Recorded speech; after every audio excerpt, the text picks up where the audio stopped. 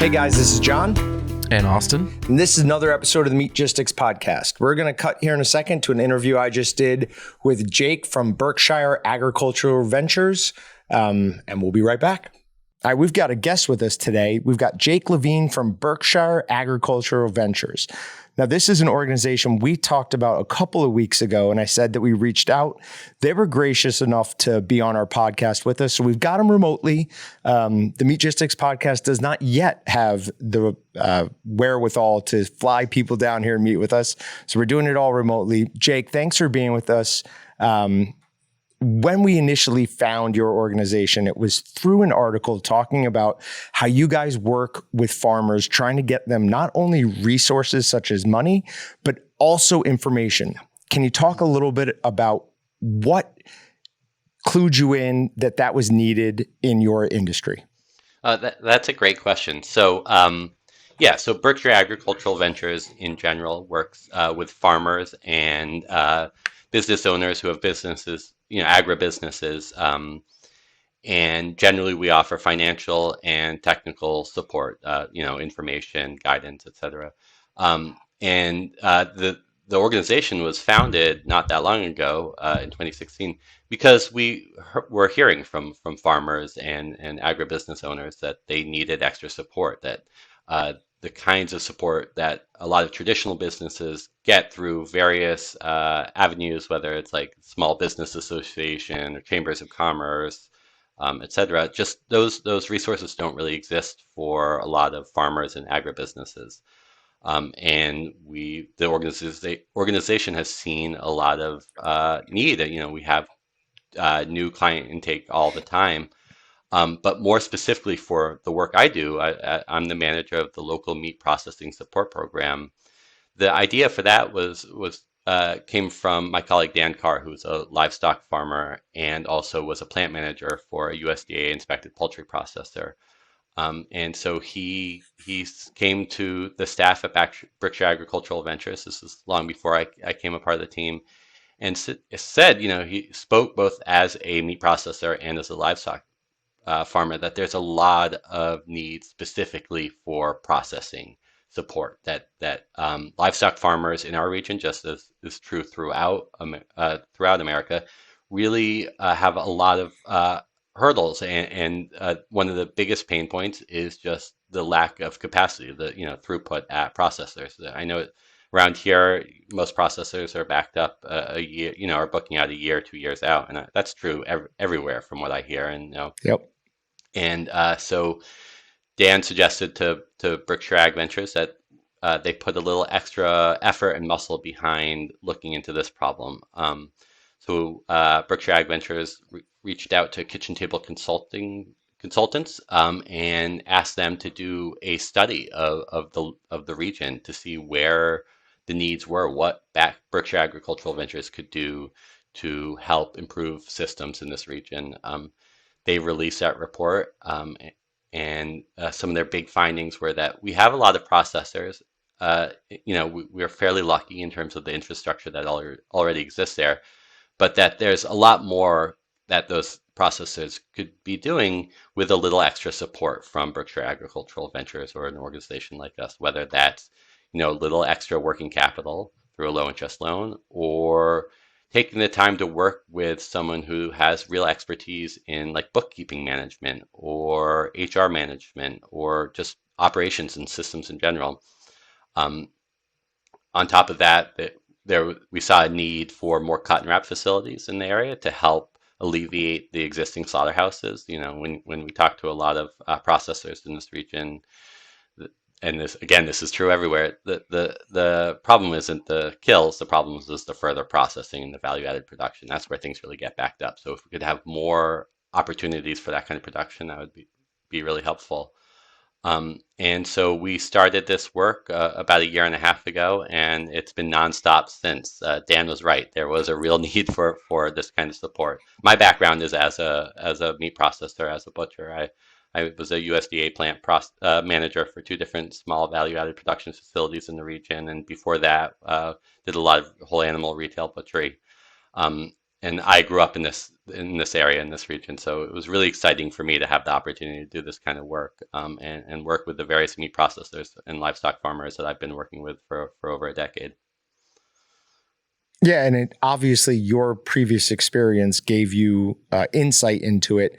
The USDA process can be a little bit more stringent than certainly custom inspected plant or custom plants. Do you face any struggles with that, trying to get these smaller plants up to the level of what you'd like to see? That's a great question. While we have put extra emphasis on working with USDA inspected processors, we also are supporting custom exempt processors because there is a real need for custom exempt processing, and it's an important part of the whole meat value chain in this region. There are a lot of farmers or homesteaders who just raise a couple of animals a year and mostly for themselves, and so custom processing is a perfect avenue for them. But to answer your question, it's tough. But we've been lucky the last few years because of the USDA has been really thoughtful and strategic in terms of some of these new grant programs for meat processing. And one of the most valuable ones is the MPERG, the Meat and Poultry Inspection Readiness Grant. Unfortunately, from what we understand, that those are going to be over. But there were 2 rounds of those, and we've worked with several processors who, by applying to the Meat and Poultry Inspection Readiness Grant and being awarded it, that gave them the working capital they needed to make those improvements to go under USDA inspection. On top of that, Berkshire Agricultural Ventures hires food safety consultants to work with the processors to do that, to make sure that the HACCPs are up to snuff, that all the surfaces are exactly what the USDA would need. So we really are put a lot of effort behind making sure that those processors get to the place where they can get a grant of inspection and maintain that. In fact, one of the first processors I started working with when I started this job, we helped him apply for an MPERG, and he was awarded that last year. And in 12 days, he will be going under USDA inspection. We're very proud of that. Yeah, that's got to feel good to help somebody get up to that level. Yeah.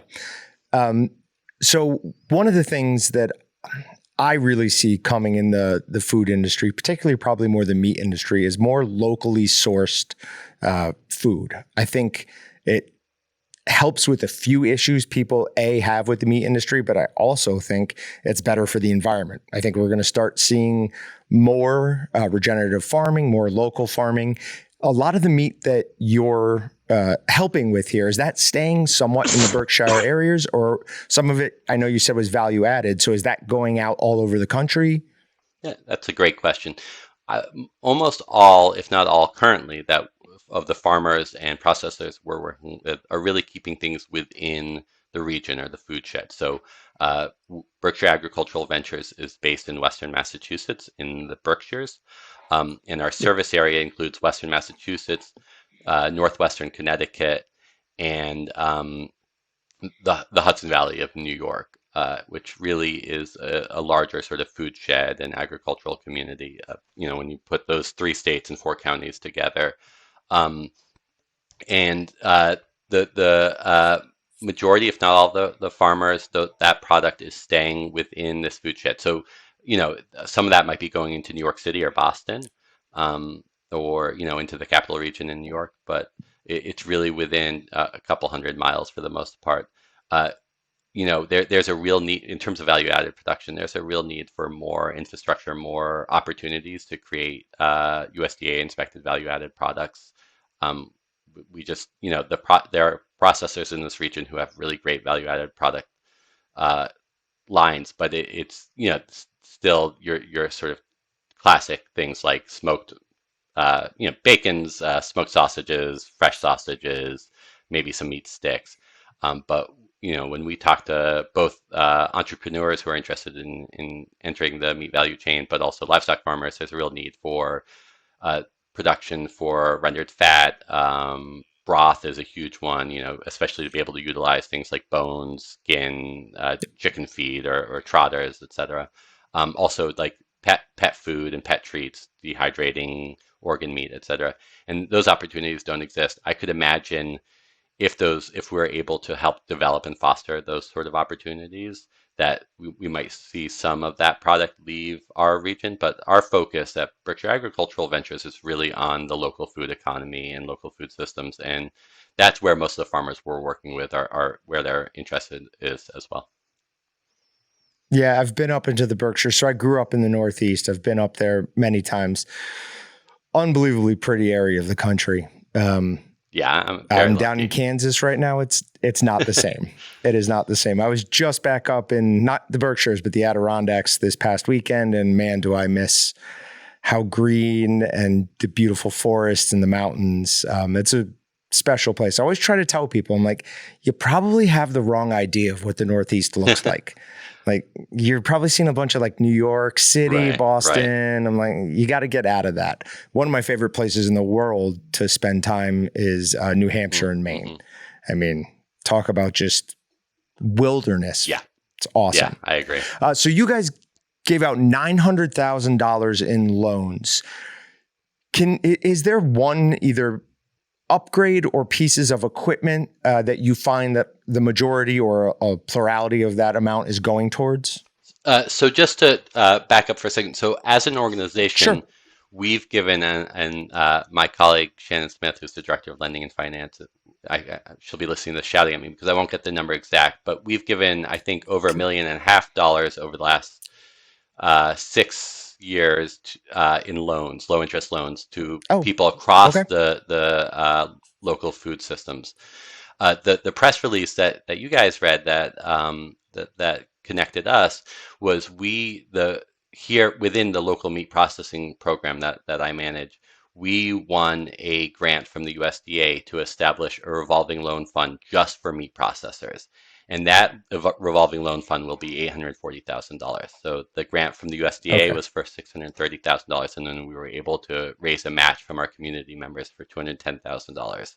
So we're really excited about it. It's going to do a ton. We have not yet deployed loans from that specific loan fund yet. We're still working with the USDA to just sort of create the mechanics for that loan fund. But we have some people in the pipeline that we're really excited about, and we can't wait to deploy loans to them. So one of the ones I'm most excited about is we've been working with a red meat processor in Litchfield County in Connecticut. She opened her doors in 2017. She's been a meat cutter for her whole life, and decided she wanted to open up her own facility. And we've been working really closely with her for the last 18 months, providing her with all kinds of technical assistance. And the big sort of takeaway from the work we've been doing with her and her long-term goals for the business is to add a smokehouse. So currently she sends all her bellies and sausages that need to be smoked out to a third party. That creates lots of different problems for her. Recently, that the smokehouse she was working with went through new ownership, so there's been quality issues. Not to mention, it just messes up her systems, right? Like she has a hog that she's processed and it's ready to go. It's all in boxes in the freezers, and then she doesn't know when she's going to get those bellies back from the processor. So that just stacks up and builds up in her freezer, creating all kinds of knock-on issues. So she's really excited to build out the smokehouse, and with this loan, she's going to be able to do that, and it's going to do wonders for her business and also for the livestock farmers she's servicing, because she's going to have a superior product because she's really thoughtful and careful about what she's making, and she's going to be able to smoke bellies. She's going to be able to make meat snack sticks for people. It's going to be fantastic. So that's one I get really excited about when I think about it. Yeah, I don't get a chance to do it much anymore, but when I started here at Walton's, I was in our customer service department, and I would talk to commercial customers and some new builds. And the one thing we would always try to get them to spend more money on was their smoker. Yeah. We always would tell them, there's no other piece of equipment in your facility that you will make money back on as quickly as that smoker. Because once you've smoked this meat, you can sell it for a premium. And everything else, it might speed up, it might let you do more and better products, but you're not going to make your money back as quickly on it. So that's interesting to hear. I'm glad that's not just a Walton's thing, that everybody has kind of embraced that. Another thing is small batch bacon is just better 100%. than large batch. I was lucky enough. We have a Hormel plant here, and I was good friends with the plant manager. He brought me on a tour, and it's impressive. Seeing all that stuff done at scale is amazing. But I will put a bacon that I've made here against anything they could ever make in that facility, and mine's going to be better every time. I totally agree with you. It's just the way things go. Okay, so also on the press release, I saw that 5,900 acres were preserved. Can you talk a little bit about how that gets involved in the, do you guys call it BAV? Yes. I saw it shortened a few times. Okay. We call it BAV. Can you talk about BAV's involvement? Sure. I've been trying to avoid acronyms because it can confuse people, but my default is to call it BAV. Sure. So, this is a little outside of my wheelhouse. I'm really like meat focused. And so I don't want to miscommunicate anything, but a big part of what we've done in terms of helping to secure land is provide low interest loans to farmers in order to purchase land that otherwise would be unaffordable to them, or they just wouldn't have the cash on hand to buy.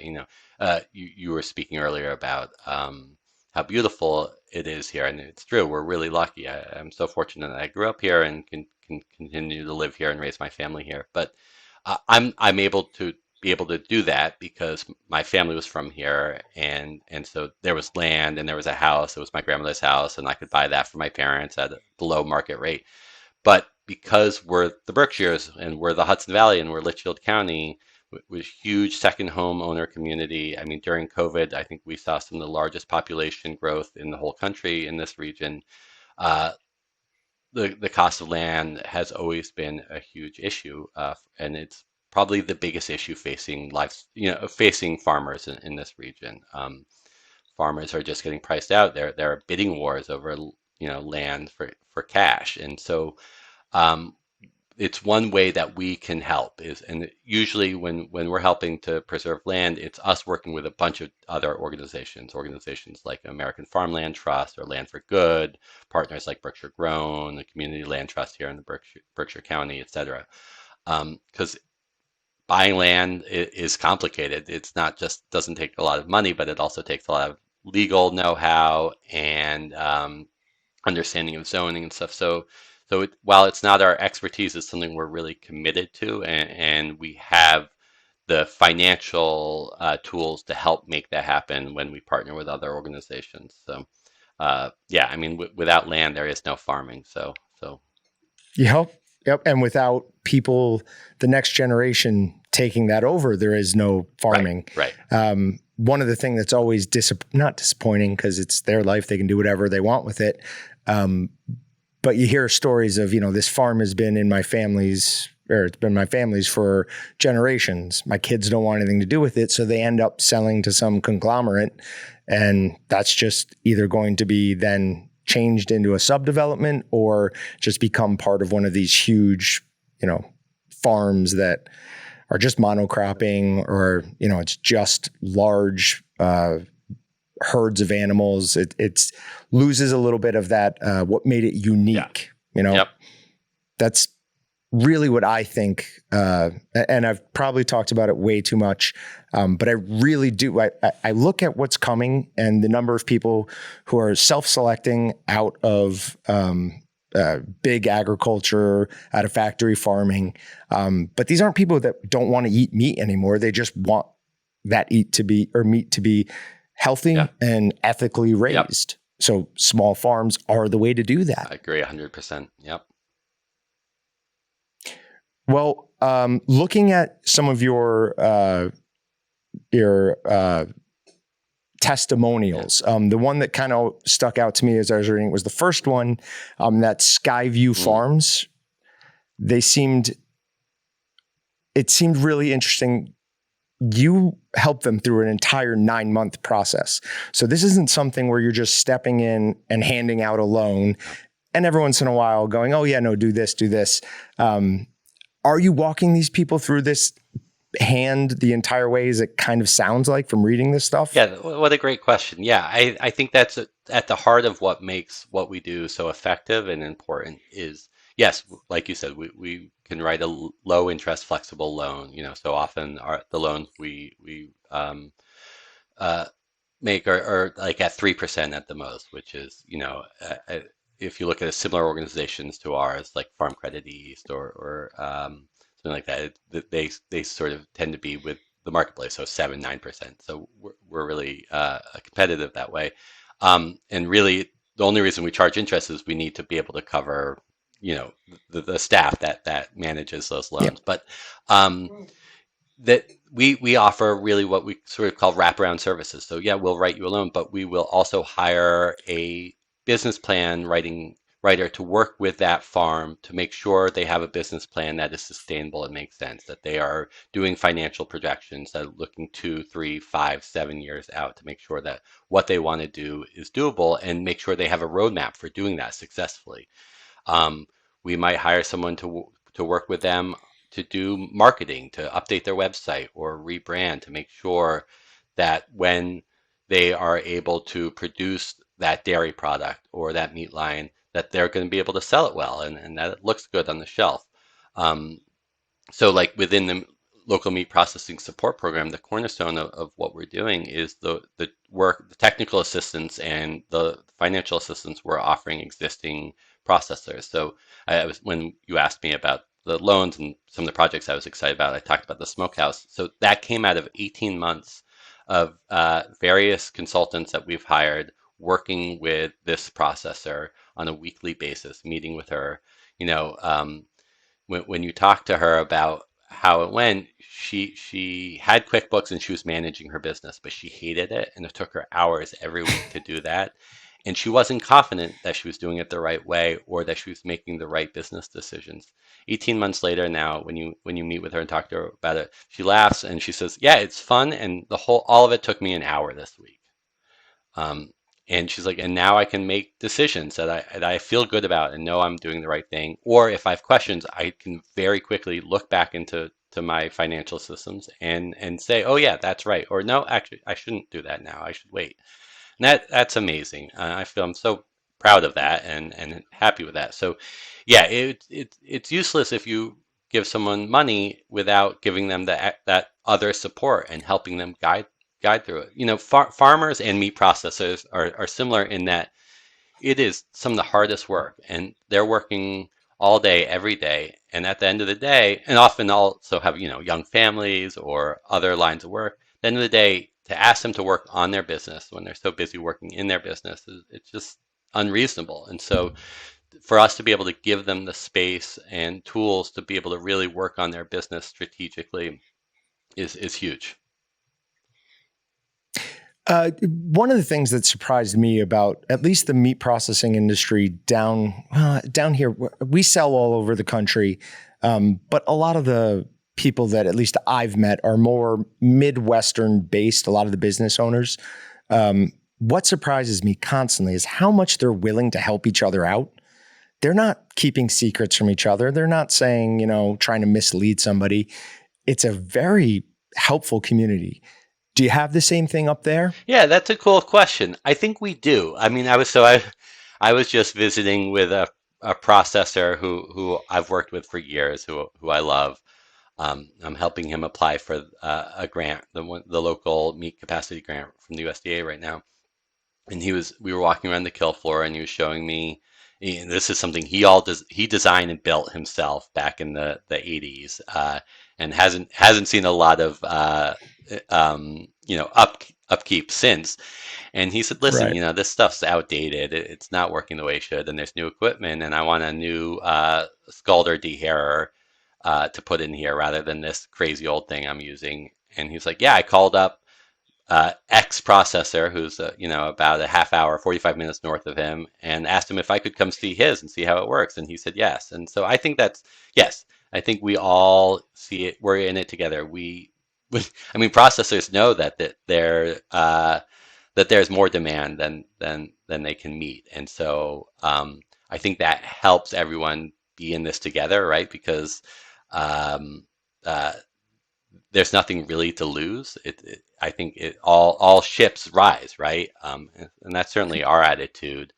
Um, I think there are sometimes interesting sort of generational div divides is the wrong word, but like shifts and stuff. And so the older generation uh, it maybe approaches things slightly different than like the younger generation. So I'm working with a lot of processors who are like my parents' age. They're boomers. They're in their 60s, and they originally started with like a custom processor and then went USDA in the 80s or whatever, and now their children are starting to take over. And so when you talk to the older processors about like VistaTrack or some sort of new technology, inventory tracking system, um, or using social media, you get an eye roll or like, I don't have time for that. But then you see the Right. son or daughter in the background being like, yeah, I want that. Yes, let's do that. Like I want to have a printout that has a yield report on it and it prints the weights and I can deliver that to the farmer and I want to be able to post about that on social media and I want to have a real website, not just a Facebook page. Yeah, it is amazing the number of still to this day new plants that we see opening up that their only presence is a Facebook page. Yeah, at most. They have nothing. You're right. And you're such a missed opportunity. It's not expensive to do. I mean, you can use a Squarespace site for what, $20 a month? Right. And it gives you so much more functionality. But I agree to a certain extent that it's a generational thing, but I also do think it's a little bit, I mean, you get to certain areas of Kansas and it's so rural that it's just not part of their mindset. Yeah. Yes. And you could talk all day about how this could, bring you more customers. It could, do all these things for you. And they're just not going to hear it. They're like, no, I hate the computer. I hate the phone. I'm not going to use it. And that's the way some people are. Yeah, I think that's a really good point. Yeah. I mean, yeah, we're a really rural area and some of the processors are in towns that still don't have high-speed internet. So Yep. Point Yep. well made. Do you have any processors up there that also do wild game, or are these all strictly commercial style? Yeah, good question. The processor I mentioned earlier, who I was so proud of, who will be going under USDA in 12 days, deer processing is a huge part of his business. He's been a custom processor for years, and that's mostly what he did. And he still plans on closing for a couple months during the year to just focus on deer because that's important to him, and that's his roots. That's how he got started. He could stay busy just doing USDA pork and beef and lamb, but he wants to continue to serve the deer hunters in his community. I mean, he talks about how he grew up with a single mom who hunted with him and his brothers every fall, and that's what they ate all year. And so it really it's just who he is, and it's like a part of him, and it's a part of his story. So that's important to him. And then there are other processors who will let their employees do custom processing after USDA hours as like a side gig, which I think is really cool and really generous. And then there are a bunch of custom processors in the region who do deer. But in New England, there's not a ton of wild game. It's mostly deer and turkey and occasionally bear. Bear is something I want to process someday. I've never broken down a bear, and that would be fun. Although I've heard they can be quite stinky, at least around here where they're eating a lot of trash. From what I understand, it's mostly all about the diet. Yeah. I've never processed a bear. I've never had a chance to eat a bear. Strangely, the best wild game meat I've ever had. And this can open up a whole wormhole, but was mountain lion. Oh, weird. I didn't know people ate mountain lion. We had a guy, he has his own TV show, Nick's Wild Ride. We had him in the studio and we just asked him like, hey, what's your favorite wild game meat? And he said, it's not my favorite wild game meat. It's my favorite meat, period. And he said mountain lion. We thought he was lying to us. Like we thought he was just trying to pull our leg. And then all of a sudden I started hearing it more and more. So we had a listener who somebody had just gotten one, drop some off. It's like more tender pork. Oh, wow. And a little bit sweeter, maybe.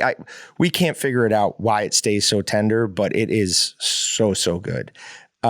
the best bear, from what I hear, is blueberry bear. So if they've been eating on blueberries right before you get them, that's supposed to be the best time. You guys don't have wild hogs up there yet, huh? Not yet. They'll be there. They'll be there. There's reports of them up in Canada. Wow. So once that gets up there, good luck. Well, what a nuisance. You can't get rid of them. Yeah. Yep. Well, I'll have to try mountain lion. That sounds really intriguing and quite appealing. It shocked me. It shocks everybody who hears about it. But I mean, we've tried all sorts of wild game, and that is the best. So far, my favorite that I've had is elk or reindeer. Elk is absolutely delicious as well. I've not had reindeer. Yeah, my wife's family is Swedish, and so we went to visit her relatives like 10 years ago. That's awesome. And reindeer is everywhere, and it's very similar to elk. It's that sweet, tender, delicious. Yeah. Did you try that fermented? Is it fermented shark or whatever the fermented fish is that they eat up there? I haven't had that. I didn't see that in Sweden. I know that's big in like Iceland and maybe maybe that's Denmark. Iceland. Sorry, no, it's and it may be parts of Sweden that I haven't been to yet. I've thought about it. My brother who loves to travel in like the Arctic Circle and stuff, and is a very adventurous eater. We've talked about whether or not we could actually do it, and I think I would have to if I was presented the opportunity, but I'm not sure I'd love it. Just to be able to say you did it for just the most because part. I'm curious, yeah. Yeah. All right, well, Jake, is there anything else you want to talk about from a BAV standpoint? No, I mean, there's so much we could talk about, but, if there are listeners out there who are meat processors and working in the Northeast and just, whether or not you think you want support or just interested in learning more about what we're doing, please reach out to me. I love working with meat processors, and there's a lot of opportunities right now from the federal government, from state governments that are really exciting, and I want to make the most of it and have the biggest impact we can and really see a robust local meat processing system in the Northeast and in New England. So feel free to reach out to me. Well, like what I said earlier, what I think you are focusing on, I really do believe to be the future of the meat industry. So good luck. We'll watch you with interest, and hopefully in a couple of years we can talk again and you guys are 5 times the size you are now. I would love that. Thank you so much. It's been wonderful talking to you. I think I mentioned this to you when we were emailing about this, but I was so excited when you guys reached out to me because I've taught classes for years, educational workshops all throughout New England, well, throughout the country. And when people ask me, where can I get equipment for like making sausage? I'm just starting out. I want to do it at home. Walden's is one of the first places I send people. And so it was really satisfying to connect with you guys and be on this podcast. Thank you. And we're back. I'm in a mood today. That was really fast. It just felt like a couple seconds went by. Not long at all. Yeah. Great conversation. Seemed like a really nice guy. So happy to have him on. One of the things that he talked about at the end, but he did email me when I initially reached out and said, hey, would you be interested? He's like, oh, I've done how to process classes like all over the country, and I always send people to Walton's. So that was a pretty cool little tie-in there. All right. Anything else we want to talk about before meat matters? All right, let's get into it. From the Daily Meal, so not the Daily Mail, the Daily Meal, the ultimate guide to understanding meat labels. It says extraneous information, particularly on meat, can be downright misleading. Some are claims closely monitored by and requiring authorization from the USDA, such as raised without hormones, grass-fed, and free range. These are more ambiguous than they should be. So getting into what exactly it all means. The first one we're going to tackle is organic. So it says, according to the USDA, for meat to be called organic, animals should be reared in circumstances that are most like what they would encounter in nature, meaning that they have access to the outside, though there is no guarantee they will use it. Get 30% of the nutrition from grass, ruminants only, are given 100% organic food, and are free of hormones or antibiotics. So first, the big one I see as a problem there is circumstances that are most like what they would encounter in nature. Like, how do you quantify that? Yeah, that's difficult. It's stupid. Very vague. It almost has no meaning, right? Like, oh, that's mostly what they would encounter in nature. There's no way of being like, let's just throw predators at them once in a while, right, too. there you go. But that would so much stress. What you're importing tigers to chase the cows around, right? That's mostly what they would encounter. Super cost effective, too. Go ahead and recreate the short-faced bear and just toss it around all the bison. Let's just start a whole new evolutionary cycle, and we'll just capital on the best little bits that we can make money out of. So. But then their reward for surviving the predators is we then eat them still. All right. Organic meat producers must undergo certification per the Organic Food Production Act conducted by the National Organic Program. That costs money. Getting certified organic is not a free process. You pay money to be certified organic. From there, according to Michigan State University, 4 categories of organic certification can be required. 100% organic, or organic, where 95% of ingredients are certified organic. So you can just inject them with 5% whatever you want. Like, here's 5% steroids. Pure gasoline. Made with organic ingredients, where 70% of ingredients are certified organic, and Organic mean anymore? I'm so confused. And less than 70% organic ingredients. What this doesn't ensure is what happens once the animal is processed. At this point, they can be supplemented with colorants or flavorings that are not organic. So it doesn't matter at all. It's like we've said it too many times. Organic. It doesn't matter at all. Define it. I still don't even get it. It's just, if they can do whatever they want with the animal after it's killed, what does it matter? It insists upon it. So. That was a great reference, Patrick. All right, moving on. All natural or 100% natural. For meat to be considered all natural or 100% natural, the USDA states that a product containing no artificial ingredient or added color is only minimally processed, and it should remain minimally processed, meaning not intrinsically altered. A qualifying label must accompany this item. For example, no artificial ingredients, minimally processed.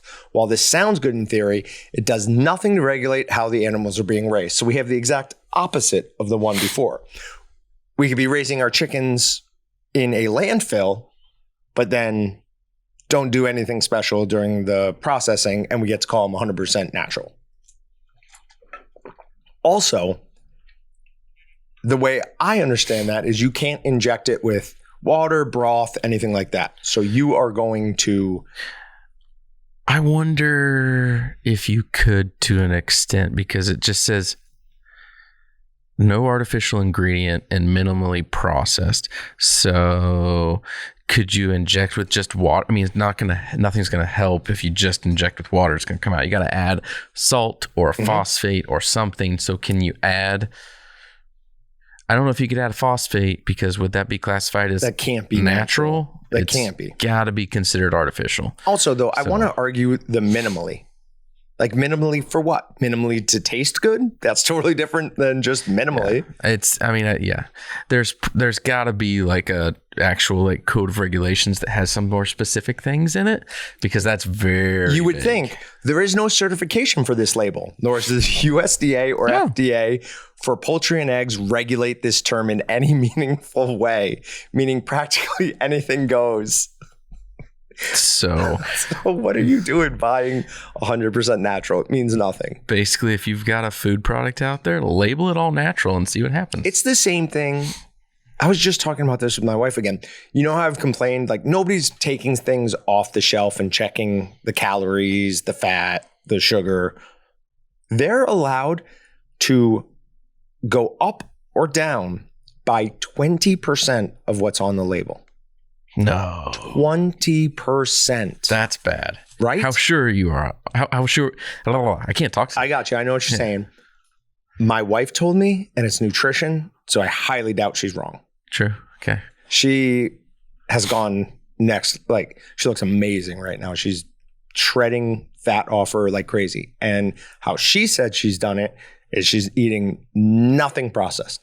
Like, she's eating literally only whole meats and vegetables. Terrible way to live. Yeah. Maybe kind of. Gonna sidetrack for a second. Good. So someday we're gonna have our sourdough episode, and I don't know. I feel like life's always gonna slow down. It never does, but I'm waiting for it to slow down to do stuff because I also forgot freaking mashed potatoes today. Today was supposed to be the day, guys. It wasn't gonna be. I'm so disappointed. When I walked in, talked to John. He's like, "Do you have anything besides like blah blah?" And I'm like, "No. Dang it! Today was supposed to be mashed potatoes." So we're gonna do that eventually, but I'm sidetracking on the sidetrack, but Whole Foods. I bought my wife a flour mill. Coolest thing ever. So now we're making sourdough with whole grain wheat. That's fantastic. Amazing. Absolutely fantastic. I still say it had no butter, it had no maple syrup, and it was the best pancake I've ever had. Mm-hmm. Like the taste was unbelievable. The texture was unbelievable. Incredible. I cannot wait to get more of that. I prefer like all the oddball things like that over just like bread. But sourdough bread's so good just by itself. Can she make a hard crusted sourdough bread? Oh. So we need to. Can you bring some of that in? Yeah, we need to make a whole list of like what do we want. Do you always have hard crusted sourdough bread at home now? No. Okay. We only actually make bread like a couple times a week. Okay. She's got the starter there and just does a couple times a week. Well, but that's you're like baking different loaves of bread a couple times a week. No, well, it might be. We don't do like a loaf of bread very often. It's usually like tortillas or pancakes or I don't remember what the last thing is she did. She did something else weird. When we do Meatgistics meetup, it's all good. For one of the breakfasts, she'll have to make a huge batch of sourdough pancakes. We'll make them here. We won't make her make them, but we'll have to do that. I'm going to have to learn how to do her whole culture thing because that I assume is going to take a lot of culture. That's a good point. So this is a precious resource that we don't have a lot of. Oh, it grows. You control how much it grows too. When my wife doesn't want to like deal with it for a few days, we got stuff going on, you just throw it in the fridge. Throw it in the fridge, it doesn't grow. For how long? However long. She always takes like that's not accurate because that's how I killed Joe Hells. Yeah, I was just in the fridge. Oh. I don't know. Did you have it sealed or unsealed? Sealed. Sealed? Yeah. So I think you're supposed to like lightly cover it, but not like seal it. So maybe that's it. Maybe that's it. But I'm not an expert on this. Sure. So, but my wife always takes like a bit out and has it in the fridge. That way, if something bad happens, she has something to go back to. All right. Next one is free range. So free range or free roaming is one of the more purposeless labels on meat products. It is only regulated by the USDA for poultry, but not egg producing poultry. And even so, very loosely. The regulation states that poultry should be allowed access to the outside, but it does not say what that looks like. There's no minimum amount of time the animal should spend outdoors, nor does it indicate that the animal must spend time outdoors. In other words, just because a chicken has a door from its enclosure to the great outdoors, it doesn't have to use it to be called free range. That's unbelievable. What did you call them once? Homeless? You said free range chickens. You said, yeah, I could also call it stealing eggs from homeless chickens. Yeah, something like that. I don't remember what it was, but I'm not a fan of free range. I think it's hokey and overrated, but this just makes me believe that more. Yeah. But I would be if I was a chicken, I'd be the chicken that had access to the outside and it's just like, dude, I'm just going to sit here. I ain't going outside. Why would I do that? All right. Cage free is the next one. Cage free is even more ambiguous and meaningless than free range. This is entertaining. I'm glad you found this. Yes. Outside of USDA organic certification, which does not require poultry to be given access to the outdoors, the term cage-free is not regulated in any way. It is feel-good marketing strategy to make you believe your chickens lived a life free to roam about without imprisonment. In reality, just because these animals aren't being restrained in battery cages, which have been outlawed in several countries around the world, including the EU, but not the US, they can still be restricted within their warehouse-like enclosures where they may not be getting that much space to spread their wings or guaranteed any access to the outside.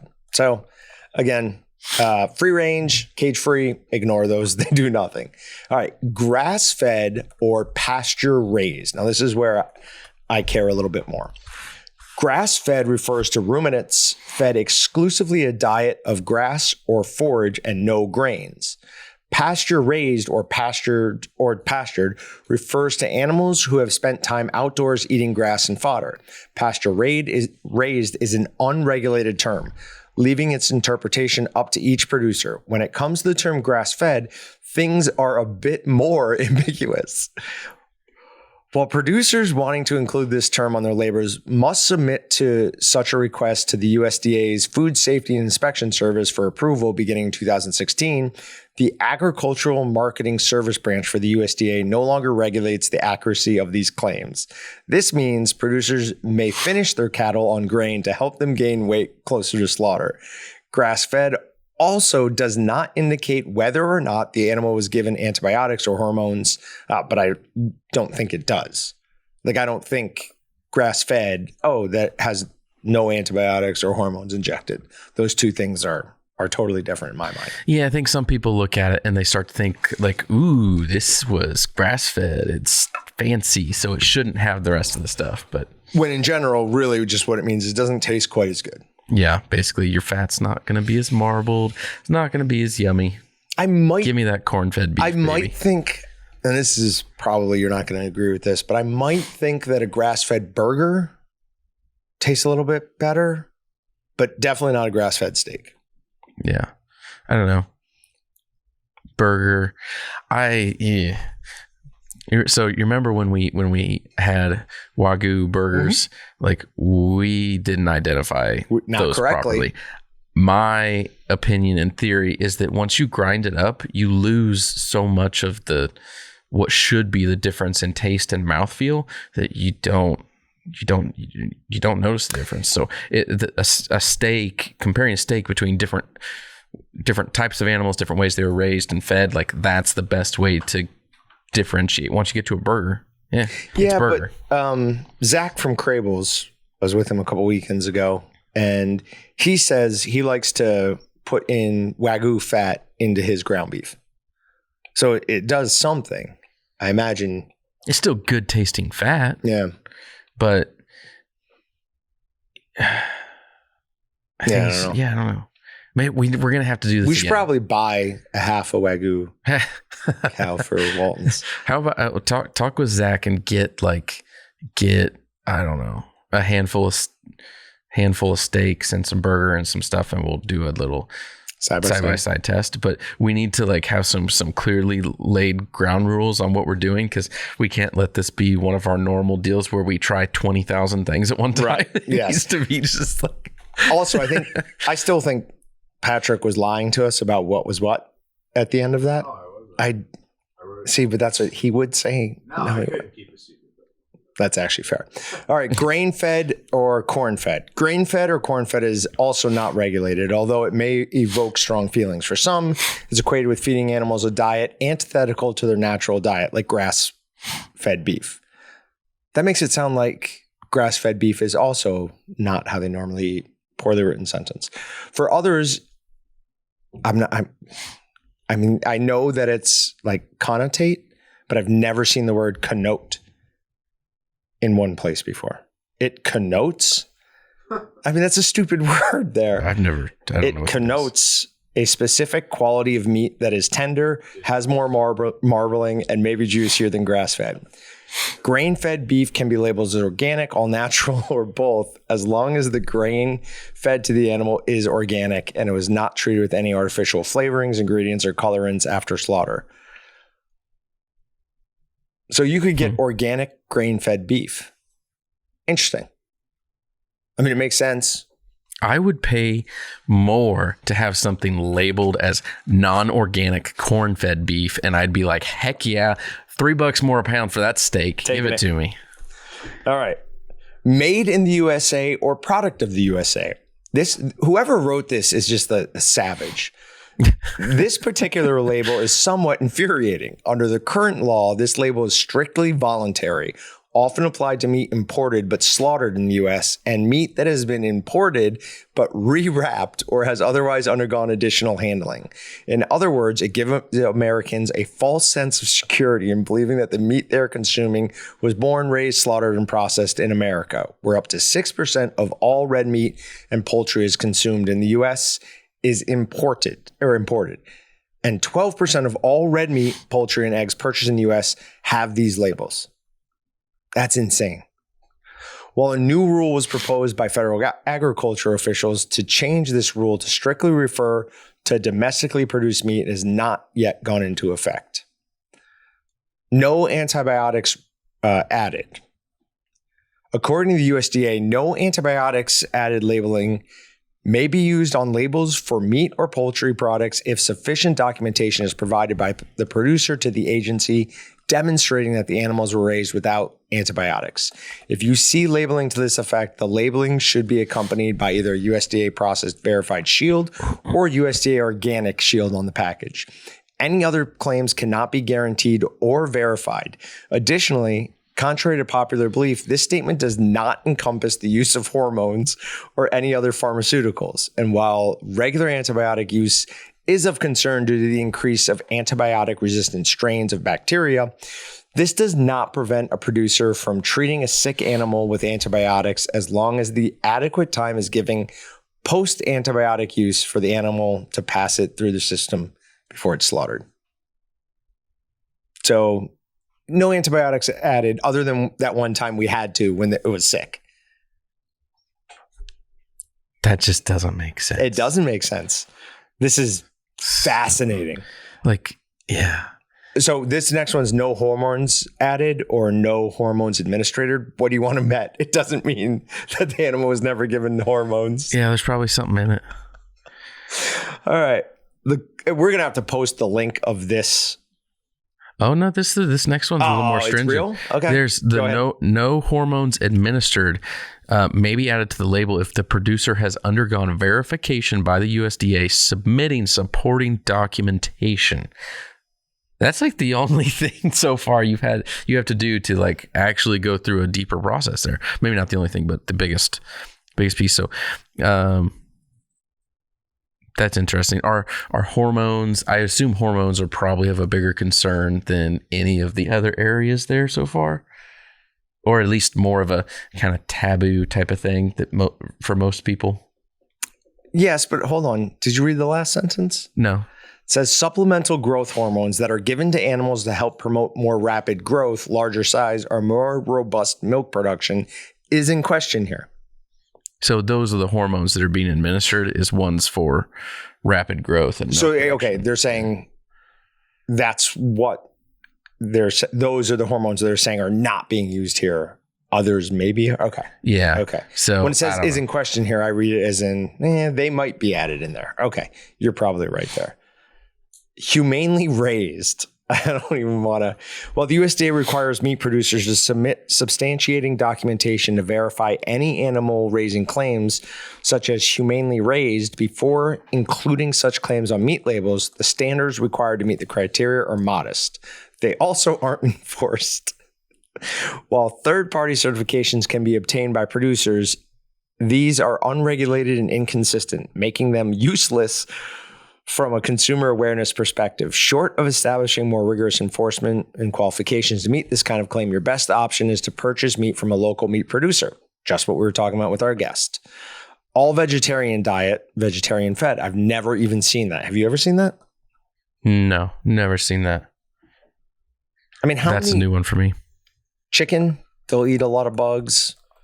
They'll actually eat pretty much anything you throw at them. Beef doesn't eat meat. No, they're total vegetarian. Pigs ate that dude in Red Dragon too. What's the show? Whatever. Oh, there's a show on HBO where every time they kill somebody, they feed them to the pigs. That was in a Guy Ritchie film called Snatch. They fed the guys to the pigs. Really good show. Really bad show. Like really, really loaded with a lot of bad language and just so Ozarks. Hold on, Deadwood. Have you ever seen Deadwood? Yeah. That's an old show. Is it old? Oh yeah. Deadwood's probably from 2002. Really? You might not know this. That's considered one of the greatest shows of all time. That's on top 10 list. Yeah, for sure. The first season. Yeah, amazing. Yeah. Deadwood is definitely on my list of. I mean, we did movies last time. We need to do TV shows shows soon. coming up. Okay. Yeah, you're not going to like my TV show list. I'll tell you that. I don't know if you have Deadwood on there, I'll like it. Westerns. Well, I at least didn't know have one Deadwood on was a thing until probably a year ago. Oh, yeah. Patrick, do you have my Deadwood DVD box set? No. Years ago, I let Patrick look through all my DVDs and just take. Was that in there? I think It should have been. No, I kept Band of I Brothers. sold a bunch of stuff with that. Okay. No, I don't care.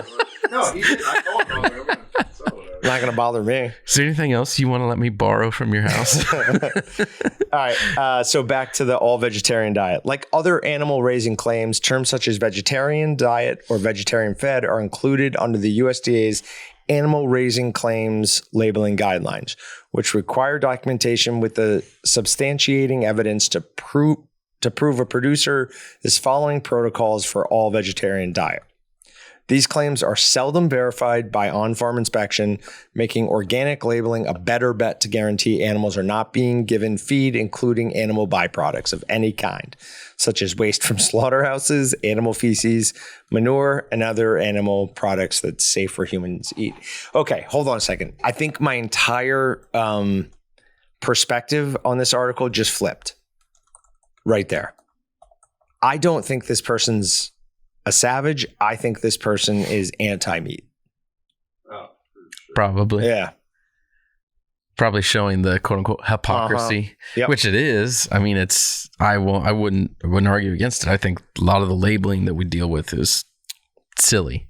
Right. But Say the also least, I'd like to point out that nowhere in this article does this person list their bona fides for saying any of this.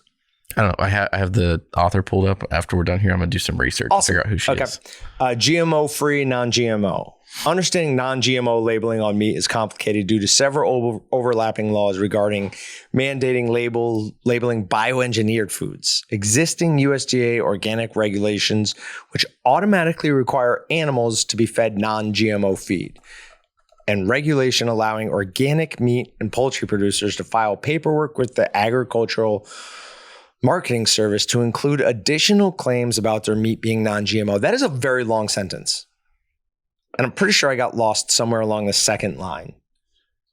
So just ignore the GMO, non-GMO stuff. All right. Fresh. The terminology fresh or farm fresh may be our favorite misleading label on meats of them all. Wouldn't all meat be considered fresh? It should be. Not if it's cooked. Well, okay, but everything we're kind of, Fresh. I don't know. I guess I assumed everything we're talking about is like, So at least all the far. pictures we're looking Yeah, at, people yeah. people can't So see the far, pictures, but they're all fresh product. that's the only thing I could think of that would automatically qualify as not fresh. All right.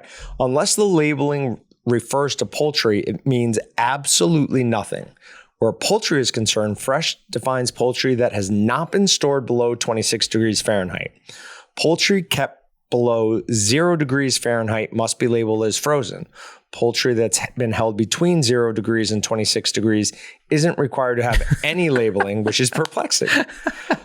Otherwise, any farm can indiscriminately use the health halo term fresh to conjure images of the animals grazing in the field as a feel-good marketing ploy to make you purchase their product. It is false advertising that grossly misleads consumers. If you want to guarantee some modicum of quality of life for the animals, opt for organically certified meat or find a local meat purveyor that is transparent with their animal husbandry protocols. Didn't she tell us earlier on in this that organic basically means nothing? Yeah. And now she's saying, go find something organic. Yeah.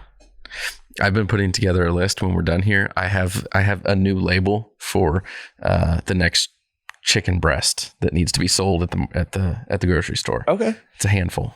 Kosher. According to the USDA, kosher labeling may be used only on the labels of meat and poultry products prepared under rabbinical supervision. That is all it says, which begs the question, how exactly does this occur? As we researched it, kosher labeling is further regulated in most instances at the state level, with various independent organizations offering additional oversight to ensure animals labeled as kosher are being treated and slaughtered humanely and using ritual establishments under Jewish law. To guarantee that a product is kosher, consumers should look for clearly marked kosher symbols denoting the certification agency involved. Okay, so that was nothing. Halal. similar to kosher. God. We'll get there eventually. Allergen labeling. This will be interesting. And this is the last one. While the Food Allergen Labeling and Consumers Protection Act does not expressly require labeling meat, poultry, or eggs, voluntary labeling is encouraged by the USDA's FSIS. Under the Federal Meat Inspection Act, Poultry Products Inspection Act, and the Egg Products Inspection Act, any ingredient used in manufacturing, process, or formulation of a meat, poultry, or egg product that falls within the category of the 9 major food allergens must be indicated on the label. The label should include what allergens the meat package might contain and the source of said allergen. For example, made from milk. Additionally, information regarding the product manufacturing environment may be necessary if the meat got processed in a facility that also processes one of the top allergens. Okay. This explains why you might see gluten-free label on steak and it seems out of place. No, it is out of place. It's very out of place. The best, I was at Menards one time. The best thing I've ever seen on like gluten-free was they had like big bags of popcorn and their big lettering labeled gluten-free. It's like, yeah, no crap. Really? Like that's, if you didn't know that, yeah. You're dumb. You just, All right, go ahead. That's why they put it on there, though, is because people get excited about stuff like that. They think that it's something special, and it's not. It's just because it catches people's eyes. Yeah. Okay, so we're going to start up our own food processing company, and we're going to sell chicken breast. Okay. That is fresh or frozen, I don't know. We're going to store it at 15 degrees, and we're going to call it vegetarian fed, humanely raised, all natural, fresh, free range, cage free, organic, no antibiotics added, non-GMO, no artificial flavoring, no gluten, no high fructose corn syrup, chicken breast. Oh, and kosher and halal certified. So what we need to do is rearrange those letters till they make some sort of word and just call our company that. But I'm 100% in. Let's do it. All right, moving on. Cargill to sell China poultry business as meat margins fall. Get to where I can read this. Cargill is selling its poultry farming and processing business in China, the world's biggest meat market, as weak demand and high costs continue to pressure margins. The world's largest agricultural commodities trader has agreed to sell its Cargill Protein China operations to a private equity firm, DCP Capital, a company spokesperson said, without disclosing the terms. The deal is expected to close in 2023, subject to regulatory approval. I don't know. I don't necessarily see this as a bad thing.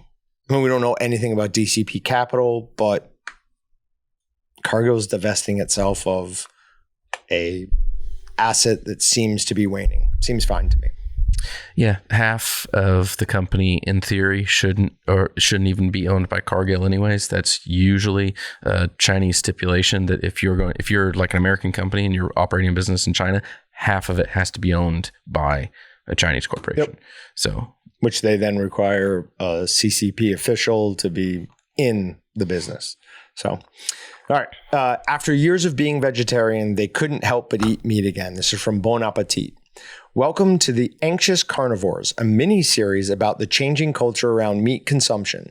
Despite growing pressures to quit meat, many Americans can't quite do so, but they're getting weirder and weirder about how they eat it. I just found that line to be great. In 2014, Veronica Sent started dreaming about meat every night. She'd turn the lights off, drift away, and then boom, I was eating massive tins of tuna and hot dogs. And not just any hot dogs. These were Wurstels, a bluish pink German-style sausage typically made from pork and beef and cased in sheep's intestine. Sent's decision to eat meat after going so long without it might seem like an unrealistically hard pivot, but many like her, long-term vegetarians in the US, do eventually eat meat again.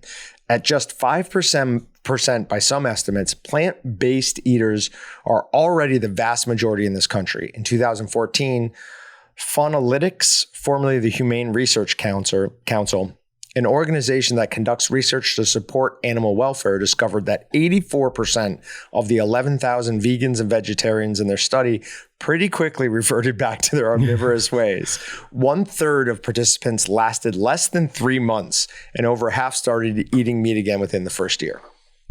I would just like to applaud those people for returning to the correct lifestyle. excellent for them. I only made it 1 week, so. And that was hard for you. Yeah. Going back to, I can never do vegan. I could live vegetarian for an extended period of time. It'd be possible. Not vegan. You just eat cheese. That was horrible. Nonstop. Yeah. Anyone in the Wichita area, Grimaldi's new pizza shop over by Whole Foods, thumbs up approval. Very, very good. A distributor that sells meat to New York City food carts admits to selling uninspected and misbranded products. A poultry distributor that sells food to carts in New York has admitted to preparing and selling uninspected food and misbranded products and agreed to stop. Oh, thank goodness. According to federal prosecutors, the U.S. government sued N&M Foods Wholesale Supply and its owners, Omar Hamlin and Musaf Ashraf, for repeatedly preparing and selling uninspected or misbranded poultry products since 2018. Their actions were in violation of the Poultry Product Inspection Act, a law that aims to protect public health by imposing requirements on food suppliers regarding the inspection, processing, labeling, and packaging of poultry products. According to the complaint filed in Manhattan Federal Court, N&M offered for sale more than 900 pounds of misbranded poultry that had not been federally inspected. On multiple occasions, the company prepared marinated chicken kebab skewers in a processing room inside N&M's warehouse without federal inspections. In one occasion, in May of 2021, N&M bought 280 pounds of chicken leg meat, cut and marinated it, and then returned it to its original packaging before selling it, uninspected and misbranded. I mean... Wait, so that's why they got in trouble. So it could have been federally inspected, but they took it, did something further processed. Was not federally inspected. At the beginning of that, the 280 pounds. Oh, that's fair. I'm assuming they're still doing it in their N&M's warehouse, which is not federally inspected. Okay. Unless they somehow went to a federally inspected for that 280 pounds. I mean, if you're eating from a food cart in New York City, you're eventually going to get food poisoning, right? It's just going to happen unless you've got an iron gut. But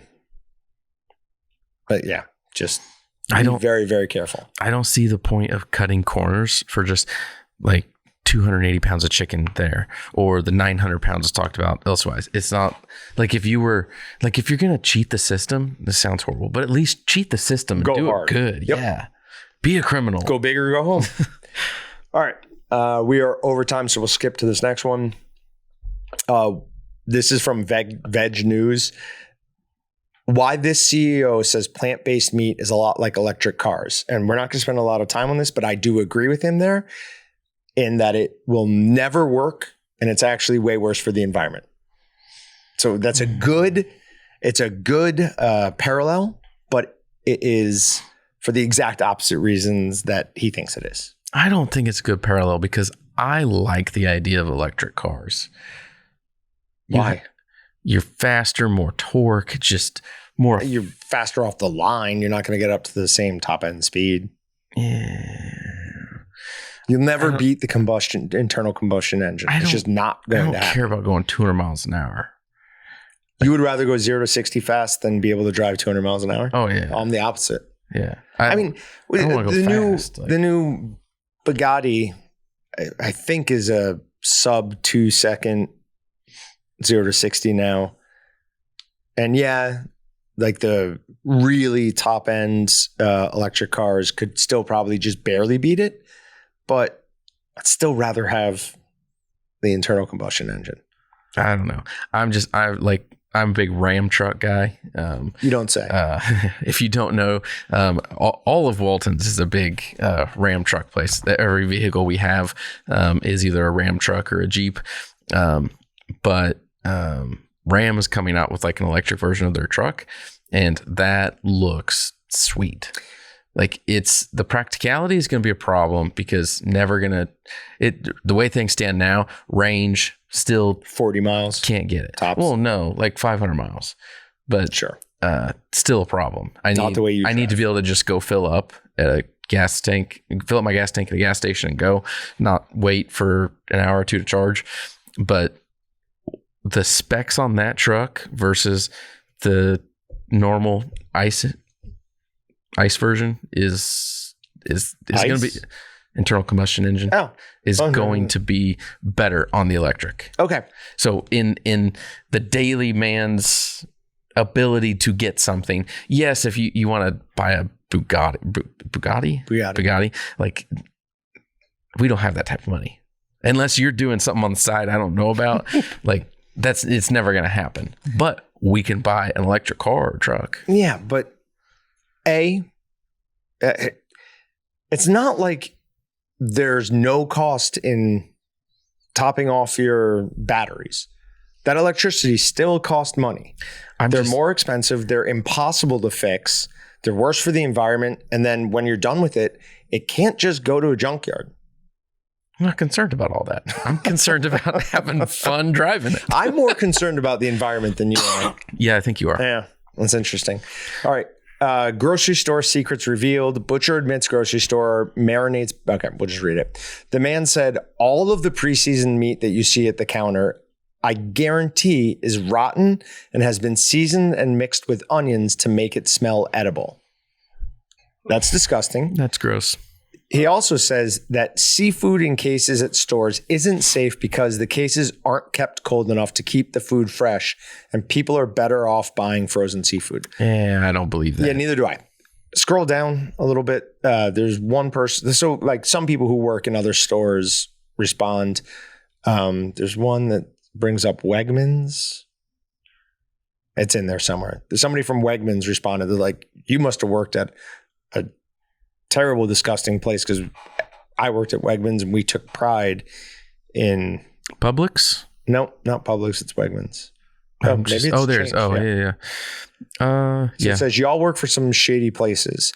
I worked in the meat department at Wegmans. We took pride in our work. So many.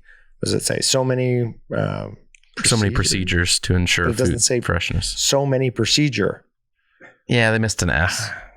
To ensure food freshness. But yeah, I mean, again, just know where you're buying your meat from. Okay. Beyond Meat class action alleges company misrepresented production capacities. So this, do you remember about a year ago, we started talking about a processor or a co-packer who was making the Beyond Meat stuff, came out and said, hey, they're lying to you about the amount of protein in this. We did kind of a deep dive on this. This is investors. Ooh. Investors are now suing them. So the Plaintiff Retail Wholesale Department Store Union Local 338 Retirement Fund, a pension system that provides retirement benefits to certain New York and New Jersey employees, filed the Beyond Meat class action lawsuit on behalf of itself and others who purchased Beyond Meat common stock between May 5th, 2020 and October 13th, 2022. We'll see what happens with that. But forget shrinking market share, forget all of those problems. That is what could bring this company down. Meat vending machines. This is from the Altoona Mirror, talking about placing meat vending machines in front of other businesses. Don't read anything. I just want you to read this paragraph and get your reaction from it. We're not USDA approved facility, so we can only sell to customers from our store, Greg said. But if I have one of my vending machines outside of your store, I can sell to them because it's my vending machine through my ownership. So it's as if I had someone there selling it through my company. That sounds legal? Mm-hmm. Oh, I didn't think it did. Yeah. They're still the ones selling it. They're not selling it to someone else and going through. It's not going across state lines. Sounds kosher. If we bought USDA inspected pork and I made snack sticks out of it and we had a vending machine out front, we could put something in there and just sell it? Technically, so in theory, we might have a couple small hoops to jump through, but could we do it? Yes, we could. We would. I mean, if we're bringing in federally inspected meat, we can transform it into something and sell it. Do we? No, because we don't want to jump through the other hoops. We don't have.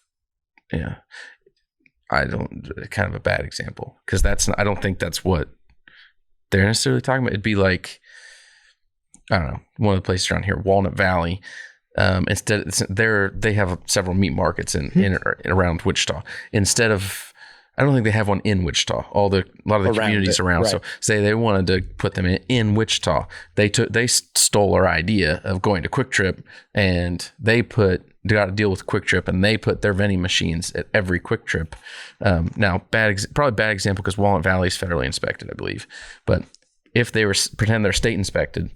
You're saying there's vending machines for Walnut Valley at Quick Trip? No. Oh. I'm developing a whole scenario. Okay. Like if they did that and they were state inspected, like that would be their vending machine. They're selling it. They're just renting space there. That's the exact same thing as putting your meat in a grocery store, though. It's so similar that a very gray line. Controlled access. It's not the same. Someone from Quick Trip isn't just going to be able to go over and do something to the machine. The machine would have to be controlled by your third party or your first party. But whatever. I don't see the difference between it being in a vending machine and in a meat case. Like there's rules. It seems like those rules should be the same. Oh, I mean, I could argue that, yeah, what you're saying would be correct, but I'm also, I can see how that would be okay based upon what the rules are, what the regulations are. But yeah, could you argue, is there any difference between that and in a meat case? You still come back to an access control type of thing. So there is some difference, but is it enough? I don't think so. You're still talking about a different environment that's not being inspected there. But on the other hand, the inspection process is about the slaughter, the fabrication, the packaging. Once it's already in the package, it's labeled, it's got a inspection stamp on it. That inspection's done. There's no more inspection at that point. Yeah, but so okay. At that point, it doesn't really matter from there. So I don't know. Yeah. I don't know. I can argue both sides probably on it, but I'm fine with it. I just don't think that there's any difference between putting a vending machine on another commercial property or putting it inside that commercial property in a meat case. Those are the same to me. Okay. I don't know. The only thing I can honestly argue is different between them is the access control. Which if it's inside, why does that matter, though? If it's inside the other business and they have access to it, they could, I don't know, they just have access to it. They could do something to it if they wanted. But if it's in the vending machine, it's controlled, it's separate. But no one can get to it. But what does it matter if it's inspected or not if we're worried about the Dylan's employee poking a hole in the bag? Oh, I don't think it matters. It doesn't matter at all. So what's the difference? Okay. Nothing really. Okay.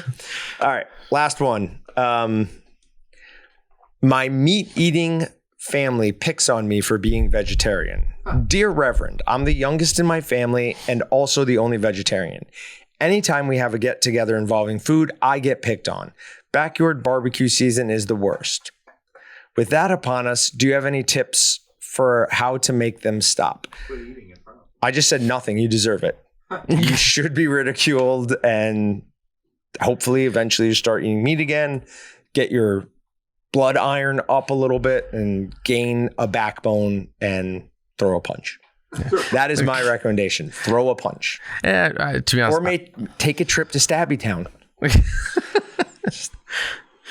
I would argue the other side in that it's a two-way street. You don't, we sit and complain about stuff that other people are trying to do or force on us. You can't turn it around and then do the same to them. If someone wants to be a vegetarian, fine, do it. Just don't tell us that we should. Don't change things in our world because of what you want. I absolutely Is it okay to still harass people about stuff? I mean, yes, of course. The world wouldn't be the world it is if people couldn't have some fun and poke and play and joke. But there is a difference between joking and terrorizing someone over it. I like the idea of terrorizing somebody over it. I mean, can you give somebody a hard time for it? Sure. That's going to happen. Yeah. As long as it's... If you're doing the thing that is against the social norm, I mean, there's a reason it's the social norm. So expect some pushback. Yeah, loser. Right? What do you do that's not the social norm? There's so many things. Which one do I want to pick? Probably have to end this podcast. Feels like we're running over time. I don't know. Even as, I mean, it takes something that's halfway mainstream. You like to go fishing and hunting. That is a minority thing in America. So should you be ridiculed and made fun of for it? No. But everybody else should be for not doing it. There's a correct way to live your life. I'm doing it correctly. Let's see, it doesn't. That's why I said it's a two-way street. When you're in the majority or minority, you don't get to just go, well, it's my way. Sure. We're always going to do it like this. Tell me a band I don't like. They're terrible. Horrible. No matter what. No matter what. Yeah, I'm on the correct way, American highway, and everyone needs to join me. All right. That's the last of that. Real quick, since it's NBA final season, our cultural 5 minutes at the end is going to be least favorite NBA franchise, NFL franchise, and MLB franchise. I will go first with my least favorite basketball one, and that is NBA, MLB, and NFL. NFL. Okay. And my least favorite NBA franchise is 100% the Lakers. Yes. I grew up a Boston Celtics fan. I've always hated the Lakers. The fact that LeBron is there now and I hate him even more than any other player just is a little bit of icing on the cake. It's funny. Lakers was my choice too, but growing up, my brother was a huge Lakers fan. So that makes sense. Imagine a video game and he's got Shaq and Kobe and then just a cast of stars on the bench. So yeah, and I was a Cavaliers fan. So they have nothing to do with one another, but it is funnier. It takes the sting out of it because now he hates LeBron and he's on his team. Right. So it's like, you get to have that, buddy. But I always had a negative view of Kobe until after he retired, and I started seeing all the things about what his work ethic was like. And I was like, oh, I was wrong on that guy. Who? Do you have a least favorite NBA team? I don't know. He does not have a hot opinion on this one. I was made fun of a couple podcasts ago for having strong emotional and reactions to everything. No, so we wouldn't do that to you. You're kidding. You not only made fun of me here. My wife listened to that, and now she has been on me about it. The movie thing? What did we? No, the movie thing. We just didn't like his movie picks. I don't remember what it even was about. But he's moved on, obviously. It was very accurate, but he seems hurt. I'm gonna go. He seems like he would dislike the Miami Heat. Yeah, sure.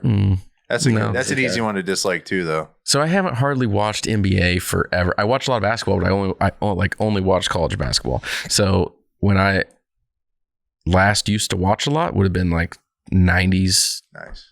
Really? Okay. So probably be Utah Jazz because I loved watching Michael Jordan, and I just remember Michael Jordan playing the Jazz. Jazz is giving me I still liked the Jazz, but at the same time, I absolutely hated the Jazz. That's so I just funny. wanted Michael to win. Like that era, I was playing NBA Jam the other day. I found myself at an arcade, and it's just like every team just had a couple guys that were like, "Oh yeah, I could see getting behind them," or like their colors were cool, the mascot seemed cooler, the stuff you wore was a lot cooler. Starter brand was very accessible, but then, yeah, just every team wasn't either stacked or filled with players you've never heard. Everyone had a fighting chance back then. It seemed. I also think that was the era of the NBA where the NBA actually invested in making their players superstars. Yeah. I mean, from that one draft alone, you had Jordan, Hakeem, John Stockton, and Charles Barkley. I mean, there's four. And then that's not even the most all-time greats. Stacked draft. I think wasn't it Kobe and Nash, a bunch of these dudes. Yeah, but once we got access to these guys, oh yeah, it wasn't the same. I didn't want to know that Larry Bird used to cheat on his wife. And we didn't find that out till later. So it was easy to root for him. Yeah. Now with social media. Do you know who Ja Morant is? Ja Morant. Ja Morant. I've heard of the name. So he's an NBA superstar. Is that fair? Yeah. Superstar who gets suspended for showing a gun on a live stream. Gets suspended from the NBA for showing a gun on a live stream. Was he doing something stupid with it? Well, then he did it again. Who cares? It's on a live stream. Well, there's two camps now. There's you can be in JJ Redick's camp.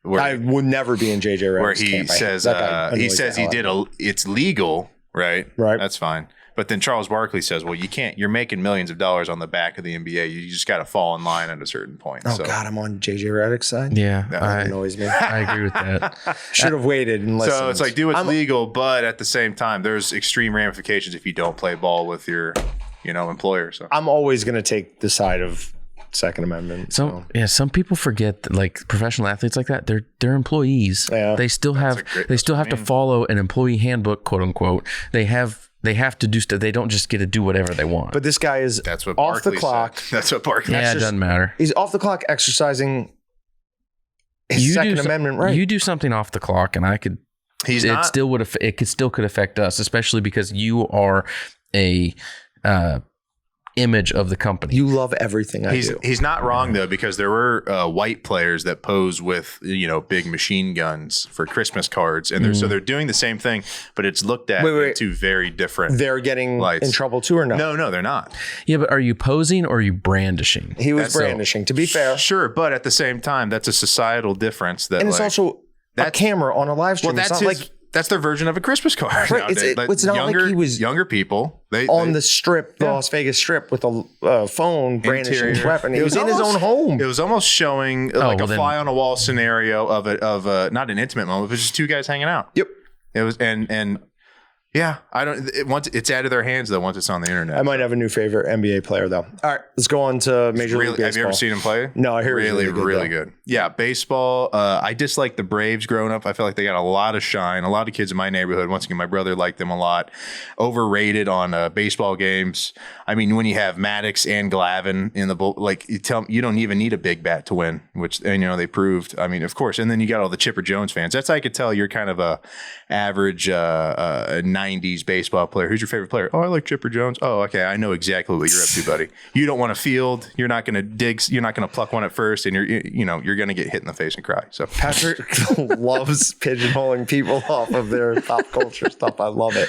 What do you got? Yankees. I hate the Yankees. Yeah. Growing up, go ahead. I hate to say this because I'm pretty sure you're the Boston Red Sox guy, and Yankees, Red Sox. I take Red Sox every time. Oh yeah, but I wish I was the other way because I want to be anti whatever you're for. But growing up in the in New York, being a Red Sox fan, especially around the time I did, when the Yankees started getting good when I was in high school and then dominating for a long time, it's impossible for my least favorite team to not be the Yankees. Their fans are so obnoxious. It's like, you didn't do anything. Like, you didn't help the Yankees win that pennant. Yeah. Calm down. They always drove me nuts. Well, and then you get to the argument that Derek Jeter might be the most overrated player of all time. Yes. Jeter did a lot that didn't show up for that city in the stat. No, he did a lot that didn't show up in the stats. Really, is what comes. You got a laundry list full of chicks. Those brunettes. All right, NFL. The Washington Redskins Commanders.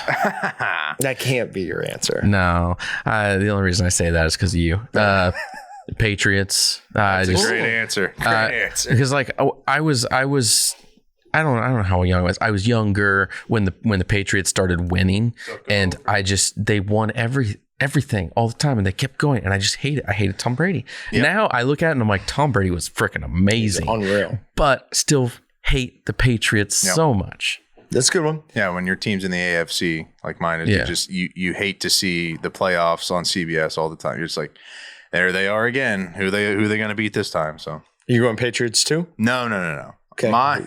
As a huge Titans fan, of course, my least favorite franchise, not even in just this sport, of all time, is the Houston Texans. Yeah. They were the young little brother we used to beat up every time. Their first 5-6 years in the league would just we'd throw it to God knows. Hey, Drew Bennett's down there. You're thinking, who the hell is that? Who the hell is that? Didn't matter. It doesn't matter. We're coming back winning that game. And then all of a sudden they go on this tear and just start winning game. And then Deshaun Watson came out. It's like I was read straight out of my diary. I wish some kind of scandal would happen to and boom, came. Baby. So yeah, what was it, like a missed sack or something on anyways, there was that one playoff game. But the Texans, the most important reason is get your own team's history. Don't pigeon off. Don't steal mine. It's the Houston Oilers were the those Tennessee Titans. So naturally, I hate them and everything they got. So, all right. So mine is, and I'm realizing this now, is so chalk. yeah. But as a Washington fan, it's got to be the Cowboys. Cowboys. There you go. Oh, yeah. Yeah. But then mine are Cowboys, Yankees, and Lakers. We used to make jokes about somebody, like if we were in New York and we found out they like the Cowboys, be like, oh, you probably like the Lakers and the Yeah. Oh, like just no. the, you know. That's here too. Is it really? Yeah, my buddy Okay. Tyler grew up. He goes, well, I liked Michael Jordan in the 90s, so I liked the Bulls. I was like, okay. So, and then he goes, then the Yankees when I watched, I was like, okay. So and then, yeah. Just like teams that win. Just like teams that win. And KU basketball fan, one of those guys. But here, I will say a couple of things. One of my favorite football memories of all time was the Texans played their first game ever against the Cowboys and beat them. Yeah. I was so happy about that. But then I would go every year. The Redskins would go play the Cowboys. And when I was down in Dallas, I went every year. I was actually at the game that they were down 13-0 with like 2 minutes left. We won by throwing 2 bomb touchdowns to Santana Moss. So you do it. I got ejected. You got ejected. A little bit right before that. So I finally hook up with my friends back at the car and we're driving home. And I'll never forget, Coy Ballinger goes, wait, do you know you won? I was like, no, we didn't. He's like, no, you won. So I was at that game, but I got kicked out before I saw that happen. That's great. Can you tell us why you got kicked out? You don't want to, no. Okay. But I will say this. Every game I ever went to, I had a blast. Cowboys fans in Dallas, especially at the stadium, are fun fans. Like, they know Everything. They know the about sport, that. Yeah. right? They know their history, and they're like generally want to have a good time. So Eagles are like 1B on that because those fans are terrible. I mean, terrible. The difference between the two fans is like if this was a big podcast, we could make fun of Dallas fans openly and they'd rib back. If Right. we made fun of Philadelphia They'd throw fans, beer bottles. We couldn't get to our cars. Yep. That's the difference. They between them. booed Santa Claus. They used to throw snowballs with batteries inside them. No. Yes. Dude. These are all true. When Michael Irvin blew out his knees, they cheered. He was down on the ground hurt. It's not even an unwritten rule. It's common decency.